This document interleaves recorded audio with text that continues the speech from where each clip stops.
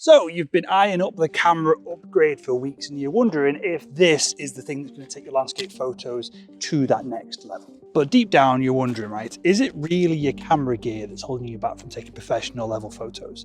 You've got a doubt in your mind. Is it actually something else? And do you know what? You are absolutely right to feel this way because the camera brands know this, and the YouTubers that push these brand new camera bodies and lenses and they get paid and get sponsorships on the back of those deals, they all know that for landscape photography in particular, the camera gear you've already got is probably more than good enough. And to put all this to the test, I'm out in the Lake District shooting with this beast of a camera.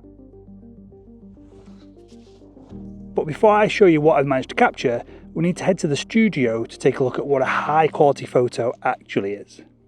Well, most high-level landscape photographers would define image quality as the ability of a camera and a lens to record a scene accurately and with pretty clean details. But if we break that down a little bit further, we're looking at sharpness, dynamic range, noise, and color accuracy. And the interesting thing about each one of these elements is that, well, they're pretty objective and they can be measured to a certain extent. And if we start with sharpness here, which is everyone's favorite photography topic on YouTube, if you're not regularly printing your photos, then your camera body and lens is going to be sharp enough if you can look at the image that you've taken and it's resized to fit your screen and it looks pretty sharp. That is it. Don't overthink sharpness. How sharp an image is when you zoom in at 300% literally doesn't matter to anyone other than yourself. Why is that? Well, it's because nobody looks at photos like this other than the photographer who's just taken the photo. I mean, imagine going to a gallery and only looking at 5% of a painting because you've stood so close to it, and then you start complaining that something in that 5% square isn't quite right. That would be really dumb, right? You'd need the context of the entire image to make a judgment on that art, that painting, whatever you're looking at, and it's the same with your photography. Which then leads us on to dynamic range as an element of a high quality photo. And dynamic range is important for landscape photographers.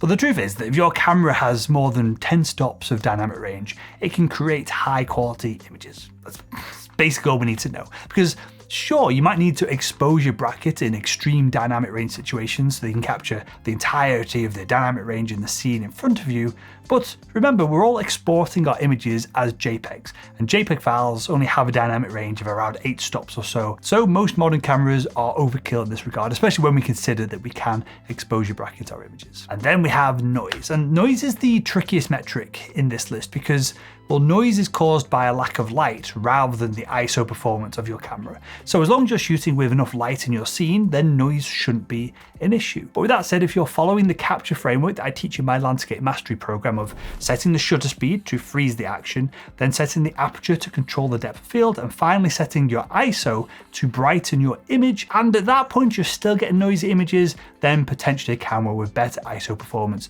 could be a worthy upgrade. And then the final metric that we're measuring here for image quality performance is your camera's color accuracy. And if your camera is shooting 12-bit RAW, then your camera's color accuracy is probably absolutely fine. This is because a 12-bit RAW file contains 68.7 billion colors, or the potential of using 68.7 billion colors. And heck, if your camera is even a little bit modern, it probably shoots 14-bit RAW files that gives you 4.4 trillion colors. And so if you purchased your camera body and lenses within the last decade or so, it is almost certainly enough to shoot objectively high quality photos. And it's really worth noting here that your friends, your family, judges in photography competitions, none of them are peeking at your EXIF data.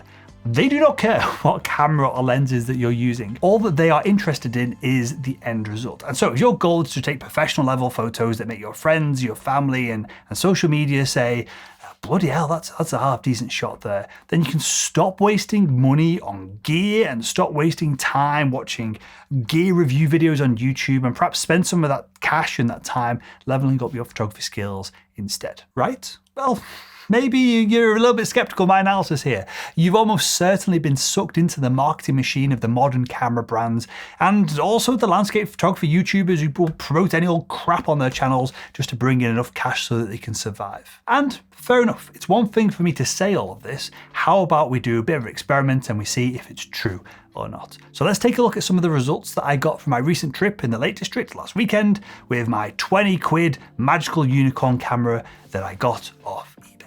So this is the worst camera that I could find on the internet, and I took this beast off to the beautiful hills and mountains of the Lake District and I took some shots. This camera was released a decade ago, and apparently it has a 20 megapixel sensor and a 1080p screen on the back of it, but I doubt both of those specs because the images look really crap on the back of the camera. And taking a look at the JPEGs, obviously this camera doesn't meet our criteria of sharpness, dynamic range, noise, and color accuracy that are required to create a high quality photo. The images from this camera are, quite frankly, just rubbish. Obviously, it's a toy camera for children. But what if, instead of shooting with a camera that was designed for 4-year-olds, we shot with an interchangeable lens camera that's 12 years old? A camera that can be found for a couple of £100 on eBay. Can a camera like this create high quality landscape images? Okay, so this is a Panasonic GH4 camera that I purchased over a decade ago to record the podcast I used to host over at my business over at salesman.com. And when I dug it out of the cupboard at home for this video, I wasn't even sure if it was going to turn on or not because I've not used it in 5+ years, but it quite frankly turned on straight away. The battery still had charge and it worked great. So I took it over to the Lake District alongside the mighty Unicorn camera to see if this is capable of delivering high quality photos. So the first thing I noticed about the GH4 is just literally how tiny it is. Now, part of that is because of this tiny micro four thirds lens, but the other part of it is the body is just tiny as well. And this is how it was for a long time with micro four thirds cameras. Now they're just as big as full frame, so you lose a little bit of the advantage size wise, but this thing is absolutely tiny. But what you want to see is the images, right? So how did the images come out? Let's take a quick look. So when I shot in JPEG, the GH4's images fell apart pretty quickly when I started editing them, as you can see with this image. But when I switched to shooting in RAW, the images actually held up pretty well. I was quite pleasantly surprised with the images that I got from the camera. I think the images that I took with the GH4 could pass the could I post this to social media test if I was really desperate. But honestly, I was a little bit disappointed when I started to look at sharpness, dynamic range, noise, and color accuracy. Now, to be very fair here, I was using a cheap 45 to 200mm lens that can be found on eBay for less than £100. But I think it's fair to say that the images are not sharp enough and don't have enough megapixels here for me to print them off at any meaningful size. Now, dynamic range was actually pretty decent, and I'm going to share more about this in a minute. Now, I could have used the inbuilt exposure bracketing to get practically unlimited dynamic range, but I didn't have to for a lot of the scenes that I was shooting. But when I threw the images into Lightroom, I noticed that there was quite a lot of noise in the shadows of the images that I took with the GH4. But on the flip side of that, the color accuracy was pretty decent because it shoots RAW files, and the RAW files are 12-bit. So how does the GH4 compare to my very current and modern professional level and expensive Sony camera system? Is it possible to take high quality images with camera gear that wasn't released very recently, older camera bodies? Okay, so comparing images from the GH4 to my top end full frame camera, the Sony a7R5, there are some differences if we're being very fair about this. First off, the a7R5 is much sharper and it has a much higher resolution sensor as well. That means that if you like to print your images or you like to crop deep into them, then the a7R5 is obviously going to be the better choice here. Now, something that did surprise me though was that in real world conditions, rather than just some YouTuber's basement when they're running experiments that don't actually mean all that much in the real world, in real world conditions, the dynamic range between these two cameras wasn't actually all that different, and the GH4's dynamic range was enough to capture most of the landscape scenes that I came across. Now, specifically regarding noise here, zooming in at 200% on both of these images after the shadows had been raised, which is what we're going to do as we edit landscape photos, not every time, but a lot of the time. Well, the GH4 does show more noise in the shadows, and it's got some dead pixels as well. But honestly, this could probably be cleaned up with some AI denoising tools. So that doesn't bother me all that much either. And the color accuracy on both cameras is great because we're editing relatively modern RAW files here as well. Which takes us back to the original question that I wanted to answer with this video. Do you need the newest camera for the best photo quality? And I think technically the answer might be yes, if you want the best, but for acceptable photo quality, so for photo quality that's absolutely acceptable to put on social media, or more often than not is going to be decent enough to win competitions, then the answer is no. And that raises an even more important question, and this is something that I really try to drill into all of the photographers that come through my landscape mastery training program.